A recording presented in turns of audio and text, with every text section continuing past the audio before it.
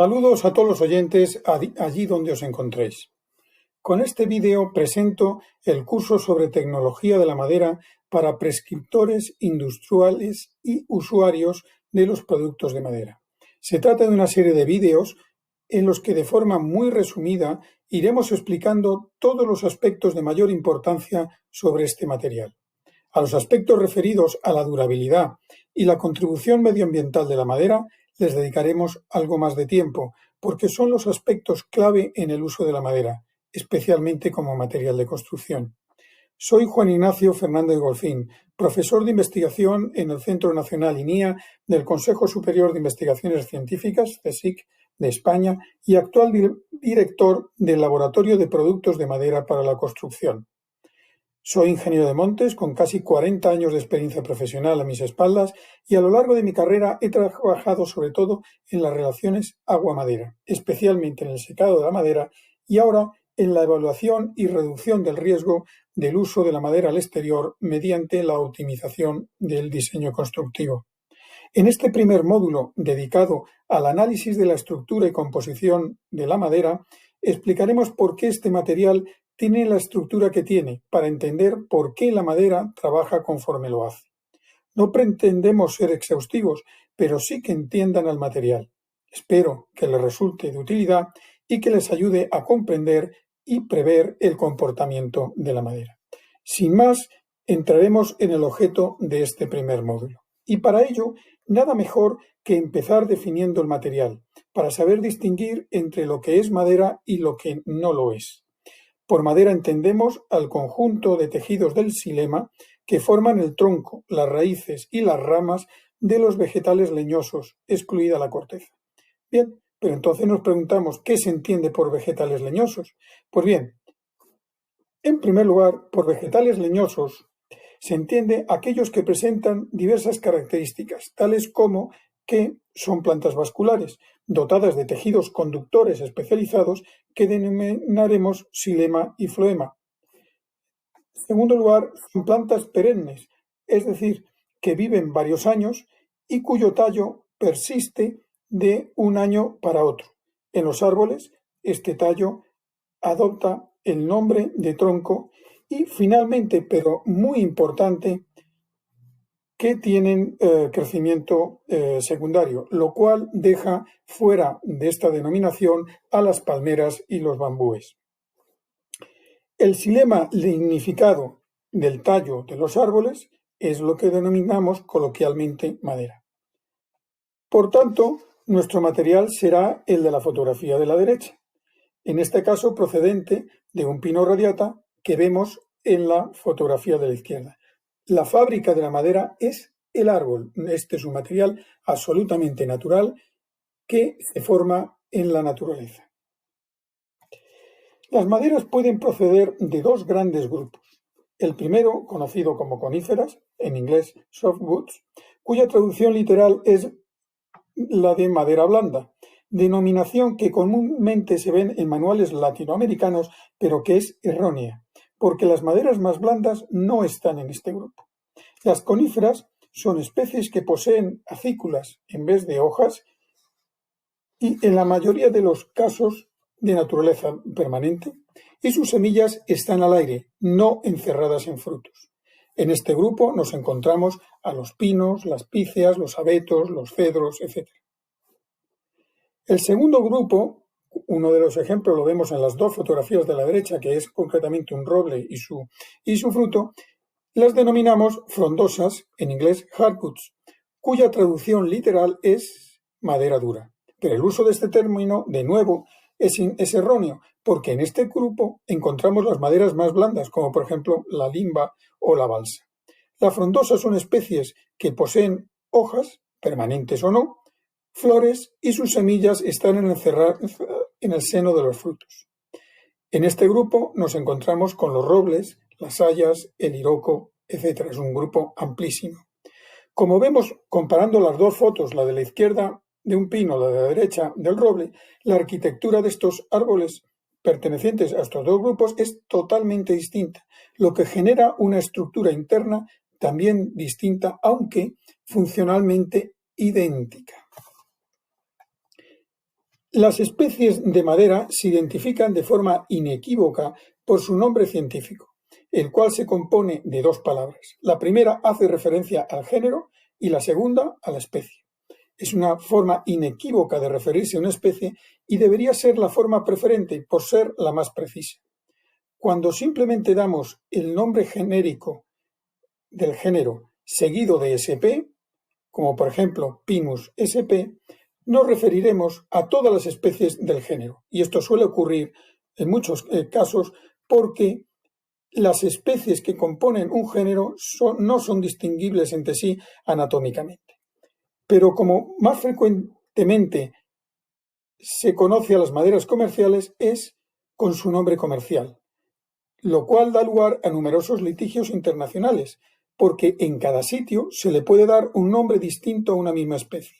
Así, por ejemplo, la madera de Pinus silvestris puede ser conocida comercialmente aquí en España como pino norte, pino Suecia, pino Flandes, pino báltico, pino Soria o pino balsaín, entre otros. Todos ellos son pino silvestre. A veces esto da lugar a ciertos problemas en las memorias de calidades de los proyectos porque un arquitecto solicita pino norte, en el albarán de suministro aparece pino Flandes y ya tenemos el lío montado y reclamaciones porque aquello no corresponde al material puesto en la memoria de calidades. Pero también, además de los nombres comerciales, tenemos los nombres locales y este mismo pino lo podemos oír denominado en diferentes lugares de la geografía peninsular como pino serrano, pino albar, pino berbejo, etc. De forma inmersa, también una madera tan comercialmente conocida por todos nosotros como es el cumario puede proceder de diferentes especies del género Dipteris, lo cual a vez genera sutiles diferencias en los suministros según que la madera realmente entregada sea de Dipteris odorata o de Dipteris punctata o de Dipteris trifoliata. Hay maderas comerciales como el Iroko para las que es posible encontrar muchas diferentes según cuál sea la fuente de suministro y esto da lugar a no pocos problemas comerciales. Pero lo que nunca puede ser considerado como madera, aunque a veces sus usos sean similares, especialmente como material estructural en ciertas regiones del mundo, es el tejido vascular de las palmeras. Según la definición que dimos, las palmeras no son árboles, sino plantas arborescentes, diferenciándose de los árboles en que no tienen crecimiento secundario, es decir, en grosor, no existiendo, pues, anillos de crecimiento en su xilema. Tampoco y por la misma razón será madera el xilema del tallo del bambú, aunque como pasa con las palmeras, se pueda construir con él. Los cielos rasos de la terminal T4 del aeropuerto Adolfo Suárez de Madrid están hechos de un tablero contrachapado de bambú. Lo vemos aquí en esta fotografía. Esta es la imagen del tablero que nosotros ensayamos en el INIA. Tampoco será madera la parte lignificada interior de los tallos de los cactus, pese a que con este curiosísimo tejido se puedan construir figuritas y carpinterías tan curiosas como esta puerta en el desierto de Atacama, en el norte de Chile. Todos estos tejidos lignificados, el xilema, tiene en las diferentes plantas vasculares la función común de acercar a la luz solar y soportar el peso y las solicitaciones de la copa, donde está la fábrica del vegetal, es decir, sus órganos respiratorio, digestivo y circulatorio. Si ya nos centramos en los árboles, el xilema está compuesto por dos sistemas entrelazados. El sistema axial, compuesto por células alargadas que se orientan verticalmente según el eje del árbol, y el sistema axial, que está compuesto por grupos de células también alargadas que se distribuyen desde el centro del eje del tronco hasta la corteza. Estos grupos de células radiales, como veremos más adelante, componen lo que se llaman los radios leñosos. En un corte transversal del tronco, que vemos en esta fotografía aquí en esta parte central, típicamente se pueden ver dos regiones perfectamente diferenciadas. Un área central normalmente provistas de un color y olor característicos que denominamos duramen, y una parte exterior, esta de color más clarito, que normalmente es de color más claro y que llamamos albura. En las maderas comerciales de frondosas, el duramen es la parte más apreciada, pues es la que presenta el color y comportamiento característicos de la especie. En las coníferas el aprovechamiento suele ser más integral, porque estas maderas se suelen usar para funciones resistentes o la fabricación de productos derivados, por ejemplo, en tableros, perfiles, etc. No existe una diferencia estructural apreciable entre el duramen y la albura, siendo la única diferencia entre ambas regiones la existencia de ciertos productos extractivos en la zona del duramen, que son la base del color, olor y de la resistencia natural contra el ataque de los organismos xilófagos. Por eso, en el pasado, en las estructuras de las casas se construían eliminando con azuela la parte de la albura, lo blanco, dando lugar al término que sin duda ustedes habrán oído alguna vez de carpintería de lo blanco. Un libro de Enrique Nuere buenísimo se llama precisamente así, Carpintería de lo blanco. En el centro del tronco podemos ver la médula, que sería este puntito negro que vemos aquí, que es el primer tejido que formó el árbol antes de empezar a crear células de xilema. Otras estructuras que a veces podemos ver a simple vista, y digo a veces porque, por ejemplo, en las coníferas no se ve, en esta sección son los radios leñosos, que son estas líneas que vemos por aquí, que cuando se ven lo hacen como líneas más o menos acusadas que discurren radialmente. Finalmente, las coníferas y en las frondosas procedentes de zonas con estaciones muy marcadas, se puede ver otra figura que se manifiesta en forma de anillos concéntricos. Son los anillos de crecimiento. Corresponden a las áreas del xilema generadas anualmente durante el periodo de crecimiento. La porción del anillo formada al comienzo del periodo de crecimiento se la denomina madera temprana, tratándose de un tejido especializado en la función conductora, y la formada al final de dicho periodo, y que por tanto aparece en la parte periférica, es decir, la parte exterior del anillo, se la denomina madera tardía, la cual se especializa en la función resistente. Por eso, precisamente, cuando una madera tiene más madera tardía, es decir, más parte de madera tardía, se considera que es más resistente. Por supuesto que hay cosas que puntualizar en esta visión general, pero de momento esta es la introducción que les hago y ya hablaremos de todo esto un poquito más adelante. El xilema, o sea, la madera, ejerce tres funciones para el árbol que configuran totalmente su estructura. La función primordial del xilema es la conducción de la savia bruta desde las raíces a las hojas, y si el árbol falla en esta función, muere rápidamente. Por lo tanto, la función conductora es primordial. En la madera hay células especializadas en esta función, lo que es especialmente patente en las frondosas, pero no tanto en las coníferas. Esta función conductora se lleva a cabo fundamentalmente en la parte externa del xilema, por la albura, mientras que la parte interna de la corteza también contribuye a esta función, pero ya es una función conductora ligeramente distinta, es de bajada. Y el duramen, en esta sección transversal, es un tejido que ha dejado de ser conductor, pues el proceso de duraminización ha roto la continuidad de los circuitos hidráulicos. Esto se ve muy bien en la foto de abajo a la izquierda, donde vemos a mi hija en el interior de un plátano de sombra, en la que se aprecia que el árbol sigue vivo precisamente porque la parte exterior, la parte de la albura, está viva y por supuesto la parte de la corteza interior, y por ahí suben y bajan la savia bruta y la savia elaborada. Este árbol tendrá, por lo tanto, un problema mecánico grave, pero sin embargo sigue viviendo y nos permite ver con claridad la diferente función que realiza en el árbol la parte exterior, la parte de albura y por supuesto también de la corteza, la parte interior y del duramen. La otra función del xilema, que lleva a cabo también en su parte externa denominada albura, es la de almacenamiento de carbohidratos, las sustancias nutritivas que necesita el árbol para su crecimiento primario y secundario. En el contexto de la identificación de la madera, el papel de este tejido de almacenamiento que llamamos parénquima es vital porque cuando muere y sus elementos químicos se oxidan y degradan, aportan a la madera su color, olor y durabilidad característicos. La tercera función, que para muchos no especialistas en la materia es la primordial, es la mecánica, a la que contribuye todo el xilema, pero muy especialmente su parte interna, que normalmente es la más voluminosa y que llamamos duramen.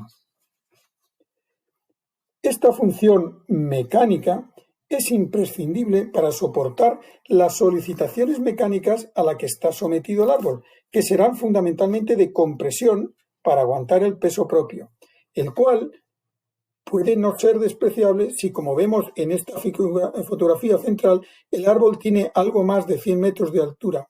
Fíjense como detalle, este es la secuoya General Sherman, ese puntito rojo que ven ustedes ahí abajo es un ser humano, para que vean ustedes las escalas dimensionales con las cuales nos estamos moviendo. El xilema, es decir, el tronco de este árbol, habrá de resistir las tensiones, por supuesto, de compresión, del peso, que ya he dicho que puede no ser despreciable, 100 metros y son muchísimos decenas de metros cúbicos de madera y muchísimas toneladas de peso, pero además tiene que resistir el xilema todas las tensiones de flexo-tracción derivadas de la acción del viento y del peso de las ramas.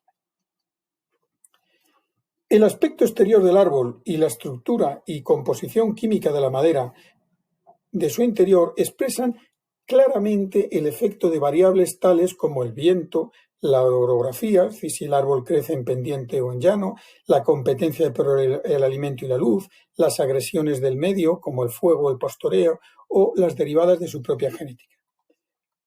Por eso, veremos en la naturaleza árboles de una forma muy regular, procedentes en la mayoría de los casos de montes o plantaciones gestionadas que dan lugar a tallos rectos y sin apenas ramas, muy rentables como materia prima de los procesos industriales, y también otros muy retorcidos y con curiosas formas, que son la expresión de una vida mucho más acerosa, pero que en ocasiones es lo que necesitan, por ejemplo, los carpinteros de ribera para construir las cuadernas y otras piezas de los barcos de madera.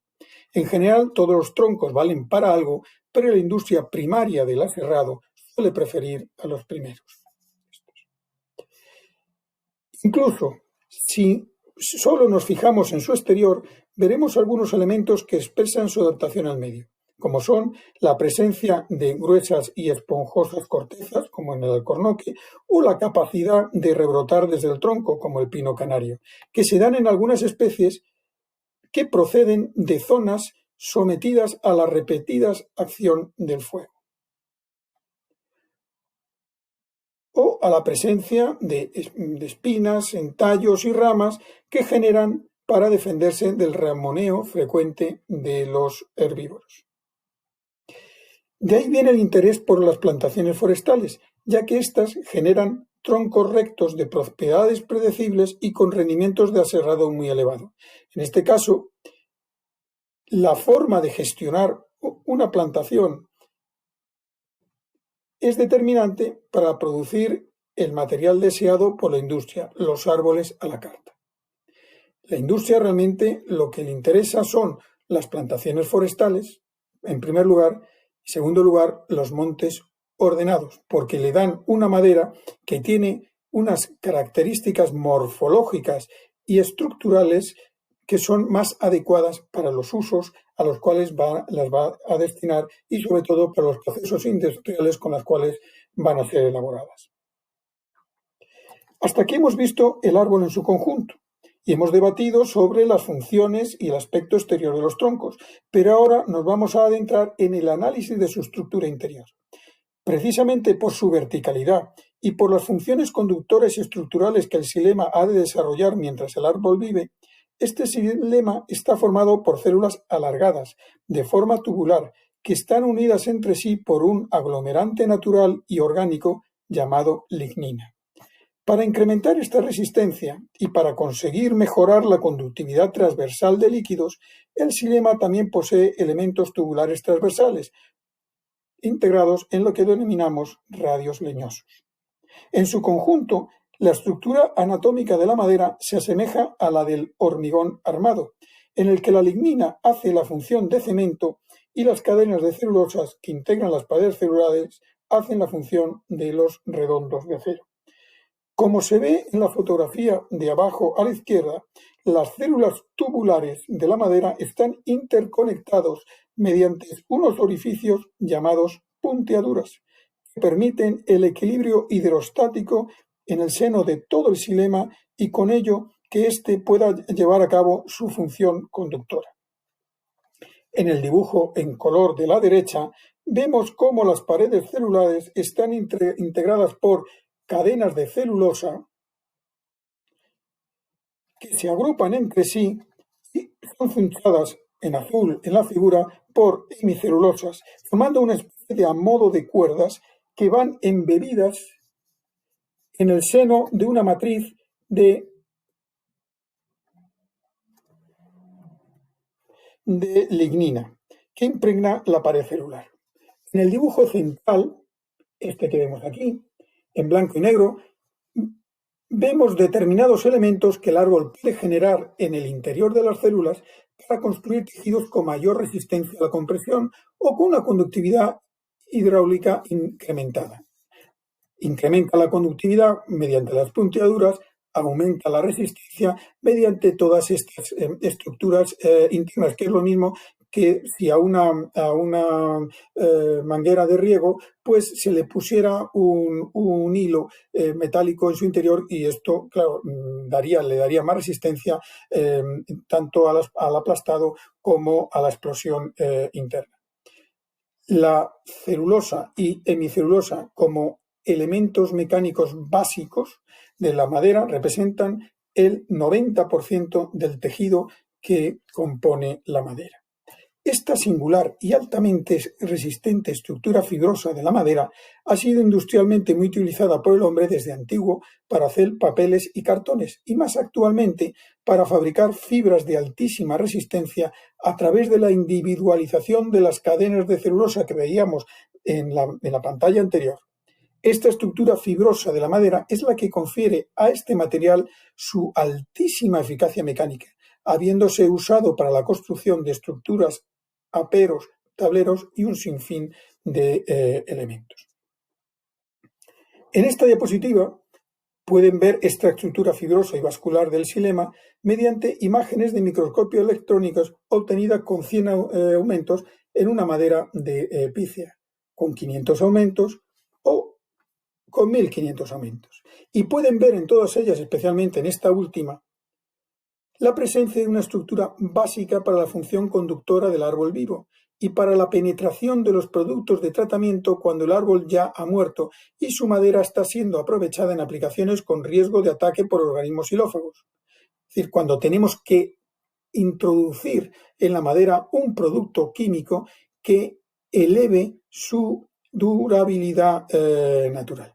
Estas son las punteaduras u orificios de paso entre células adyacentes. Según la familia, género y especie, estas punteaduras pueden ser distintas, lo que hace que la permeabilidad de las diferentes maderas también sea distinta. El análisis de la forma y número de estas punteaduras es fundamental en muchos casos para identificar anatómicamente una madera. A la hora de explicar la estructura microscópica de la madera, lo primero que vamos a hacer es explicar cómo la observamos. Si consideramos una sección transversal en esta imagen representada por una pequeña porción de una tarta, vemos los tres planos de observación que empleamos.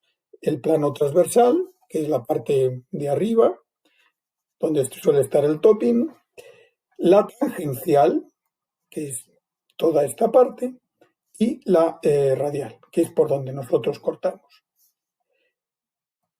Seguidamente vamos a aplicar este criterio de observación al caso de una conífera nacional como es el pino radiata. Si consideramos una pieza cúbica del xilema de esta madera, como la que vemos en la pantalla, y miramos al microscopio, veremos en conjunto su estructura tubular, tanto longitudinal como transversal. Aquí ven la transversal, diseñada para resistir mecánicamente, pero también para llevar fluidos a cualquier parte del tronco.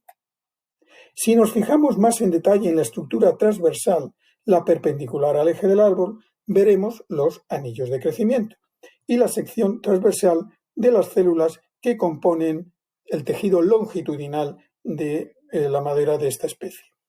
Si nos fijamos en la estructura tangencial, la que se ve longitudinalmente según un plano tangente al tronco del árbol, o sea, perpendicular a los radios leñosos, se aprecian de nuevo esas células tubulares alargadas del tejido longitudinal llamadas traqueidas, pero entre medias también apreciamos unas líneas unicelulares, aquí las vemos, que no son sino el tejido transversal del xilema, que constituye los radios leñosos. Este corte transversal de los radios leñosos nos permite analizar y ver su tamaño, especiamiento y disposición, lo que tiene una gran trascendencia a la hora de identificar una madera. Y si finalmente nos fijamos en la estructura radial, la que se vería cortando el eje del árbol según un plano radial, o sea, paralelo a los radios leñosos, observaríamos perfectamente los campos de cruce, que son estas pequeñas ventanitas,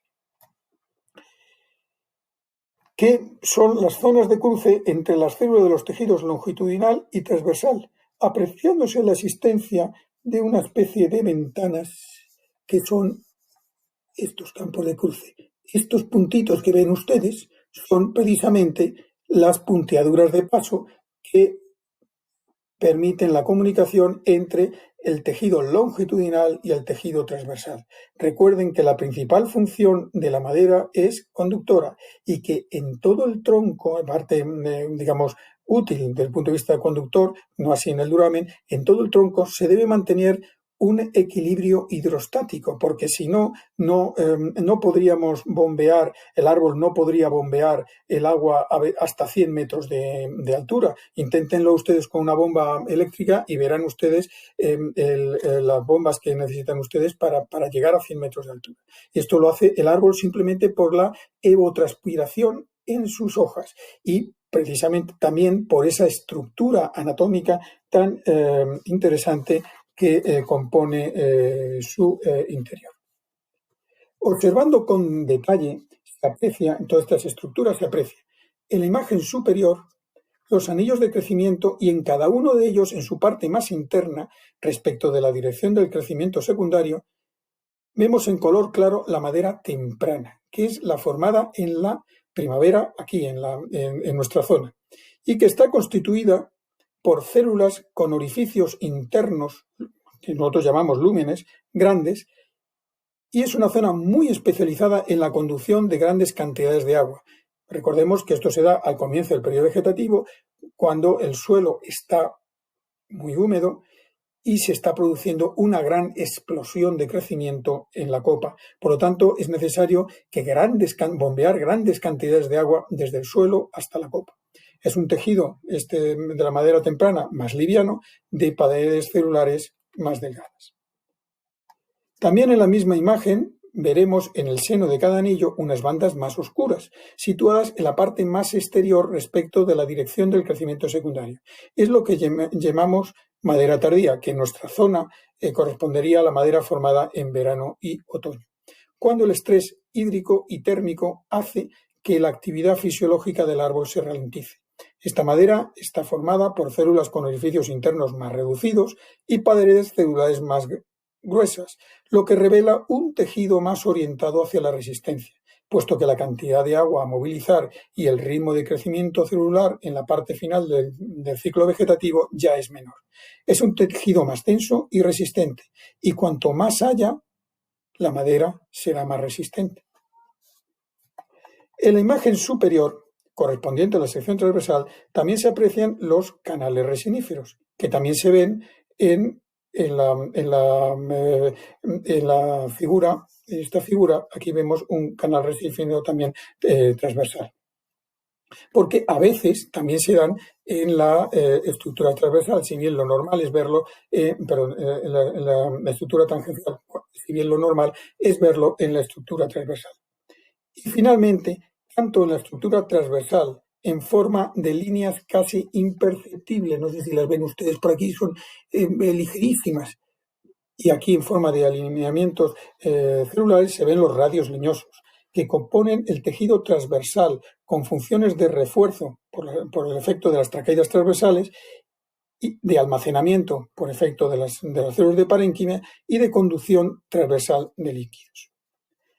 Parte de estas figuras anatómicas pueden verse también a nivel macroscópico, como en esta imagen donde se aprecian con claridad las bandas claras de la madera temprana y las oscuras de la madera tardía dentro de cada anillo de crecimiento.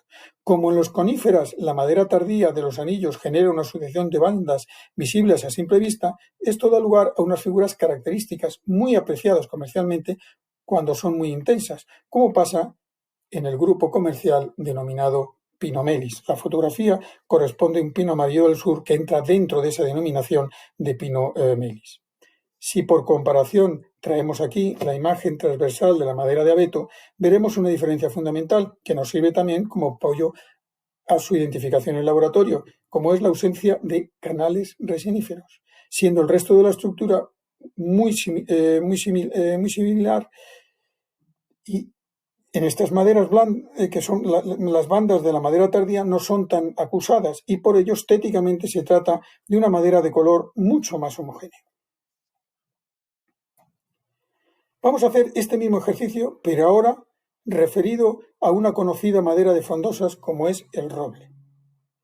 Esta es la estructura general y en ella observamos ya directamente que es más compleja, con mayor número de elementos constitutivos que la que vimos anteriormente con el pino radiata.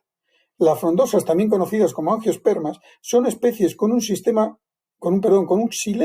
más evolucionado que el de las coníferas, ya que, entre otras cosas, poseen vasos como elemento básico de conducción, que es funcionalmente más eficaz para esta función que las traqueidas en las coníferas. Las coníferas, las traqueidas realizaban a la vez la función mecánica y la función conductora. Aquí, en las frondosas, la función conductora la hacen los vasos y la función mecánica la hacen las fibras. Si nos fijamos en la sección transversal, podemos ver la estructura de dos robles muy conocidos en Europa y en América, como son el Quercus robur, que es el roble blanco europeo, y el Quercus rubra o roble rojo americano, ambos muy presentes en nuestro mercado. Ya se puede apreciar una estructura totalmente diferente de la que vimos en el caso del pino radiata anterior, y en ella vemos grandes huecos que corresponden a los vasos, que conforman tejido longitudinal encargado de la función conductora en las frondosas. La presencia de vasos en una madera es razón suficiente para asignar al grupo de las frondosas y el estudio de su tamaño y distribución es un elemento de diferenciación de gran importancia. También vemos en esta sección transversal unas gruesas líneas que corresponden a los radios leñosos. Vemos aquí en el roble blanco y aquí en el roble rojo, que es tejido transversal mayoritariamente compuesto por células de parénquima. El tamaño de los radios leñosos en las frondosas es enormemente variable, desde radios compuestos por filas unicelulares a otros integrados por más de 60 células. Como ejemplo diremos que en el género Quercus los radios leñosos son muy marcados, visibles a simple vista. Si ahora nos fijamos en la sección tangencial, veremos el gran tamaño de la estructura transversal compuesta por los radios leñosos. Aquí lo vemos. Y mediante la imagen de la izquierda podemos compararla con el de la madera del pino radiata. Estos radios leñosos son tan grandes que son perfectamente visibles a simple vista en la superficie de cualquier pieza de madera de este género. Finalmente, la sección radial nos permite apreciar la gran cantidad de campos de cruzo existentes entre el tejido longitudinal y el transversal, lo que es consecuencia de la gran cantidad de tejido transversal que tienen las frondosas en general. Aquí no son tan visibles las puntiagudas como apreciamos en su momento sobre la madera de pino radiata. Para que se aprecie la enorme variabilidad estructural que tienen las frondosas, traemos en primer lugar la imagen de la estructura transversal de un olmo, donde apreciaremos una distribución de los vasos totalmente distinta a la que hemos visto en los robles, aunque todavía dispuestos en forma de bandas ubicadas en la madera temprana, ya que estamos ante el mismo grupo de maderas que llamamos anillo poroso. Aquí vemos en el olmo los vasos en la zona de madera temprana, el roble rojo, los vasos en la zona de madera temprana y el Quercus robus, los más grandes, también en la zona de la madera temprana. Estas frondosas de anillo poroso se caracterizan por tener los vasos dispuestos en bandas dentro de la madera temprana y por tener perfectamente diferenciadas la madera temprana y tardía dentro del anillo de crecimiento.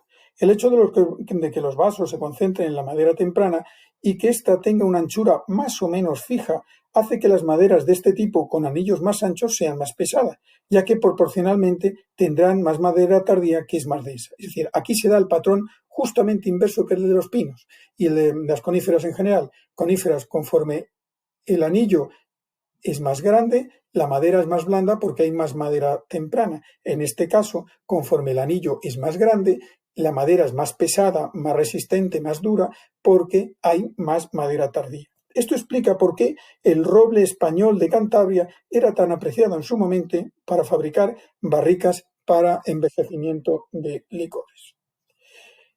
Pero la variabilidad se aprecia aún más comparando las imágenes anteriores del olmo y de los robles con la sección transversal de la madera de la haya europea, donde se aprecia una distribución muy homogénea de los vasos por todo el anillo de crecimiento, propio de una madera perteneciente a otro grupo de especies totalmente distinto que se llama de anillo difuso. Estas maderas de anillo difuso, entre las que está también el abedul, por ejemplo, se caracterizan por presentar vasos uniformemente distribuidos por todo el anillo y por tener muy poca madera tardía, que solo se aprecia en forma de delgadas líneas transversales. Esto hace que el tamaño y características del anillo no afecten a la densidad de estas maderas. Este grupo de anillo difuso también es el eucalipto.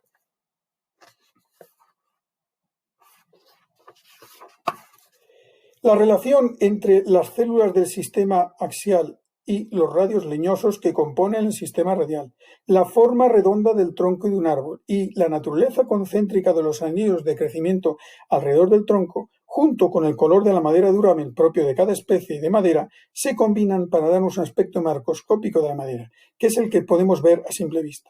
En esta fotografía podemos apreciar las diferencias de color y de aspecto entre 4 frondosas muy conocidas en la parte superior, de derecha a izquierda, castaño, roble, haya y plátano de sombre, y 4 coníferas también muy conocidas, pino silvestre, pino radiata, pino pinaster y picea abies. Si nos fijamos en el grupo superior, el de las frondosas, veremos las enormes diferencias que hay respecto de los radios leñosos. Aparecen como pequeñas manchas oscuras. En el castaño, no son visibles, porque sus radios leñosos son muy delgados, sin embargo pertenece al mismo grupo, que son maderas de anillo poroso. En el roble sí son claramente visibles, los vemos aquí como pequeñas líneas oscuras, y son visibles porque son gruesos y aparecen en número. Y en el haya también son muy visibles.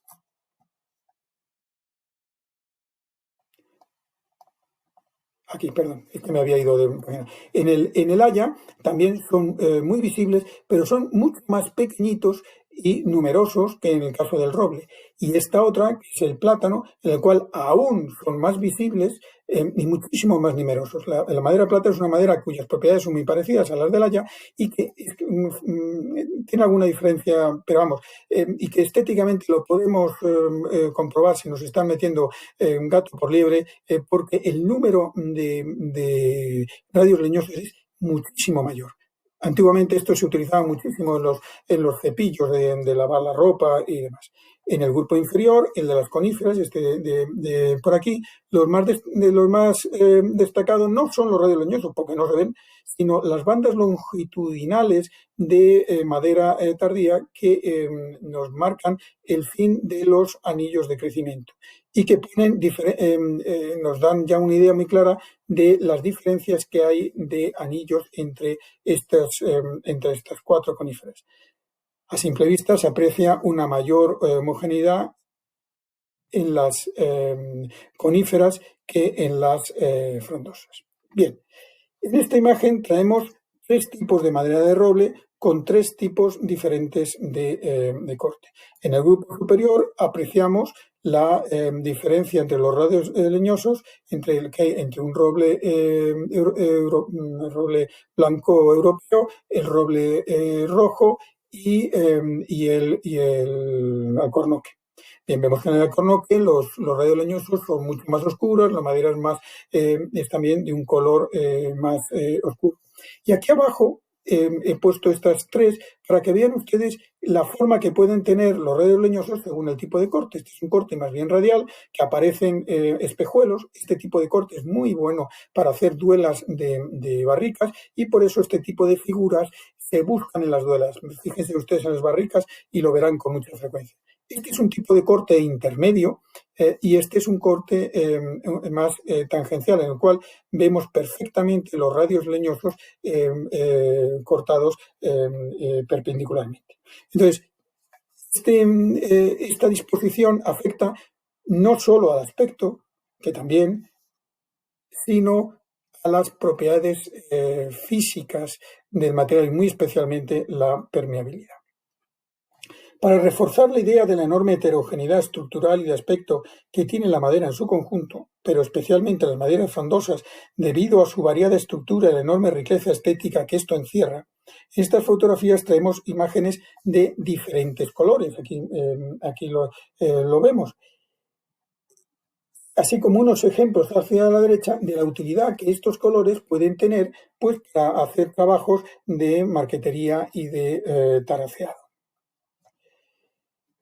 Pero en parte esta diversidad cromática de la madera es debida a su composición química y su variabilidad, la cual está también en la base de la enorme variabilidad que existe en lo que se refiere a durabilidad natural entre maderas. De todo esto hablaremos en el módulo segundo referido al análisis de las propiedades de la madera. Básicamente la madera es 50% carbono bajo la forma de lignina, celulosa y hemicelulosa. Entre los productos químicos más presentes en la madera está la glucosa, lo que ha llevado a alguno a comparar la madera como un terrón de azúcar y de esta manera explicar su gran afinidad por el agua y el riesgo de ataque por parte de hongos e insectos. El análisis de la gran cantidad de diferentes elementos anatómicos que componen la madera y que explican su variabilidad es el que permite la identificación anatómica por la técnica de microscopía, la cual, correctamente implementada por técnicos expertos, permite diferenciar sin problemas entre géneros y grupos comerciales, aunque en muchos casos no permite diferenciar entre especies.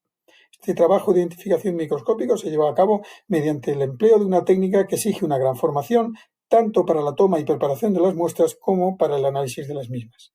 La identificación anatómica en España hoy en día solo se lleva a cabo en el INIA en la Escuela de Montes de la Universidad Politécnica de Madrid. La variabilidad genética entre especies está en la base de otra técnica, que es la genética, y que solo se implementa actualmente en INIA sobre pinos, chopos y eucaliptos. Pero a nivel mundial hay centros que están especializados en ello y cuyas bases de datos permiten identificar muchas más maderas. Esta técnica exige disponer de bases de datos de referencia y una gran tecnología para la preparación y el análisis de las muestras.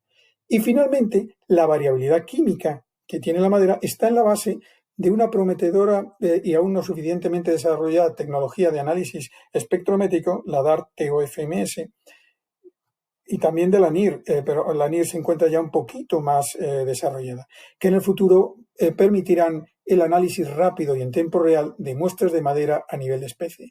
Esta técnica aún no está disponible en España. Por lo tanto, si ustedes se encuentran ante la necesidad de identificar una determinada madera, la metodología que se van a encontrar con más frecuencia es esta, en el caso de que estemos a nivel nacional. En el caso de que estemos en el caso de pinos, chopos, eucalipto, podremos utilizar también la técnica genética.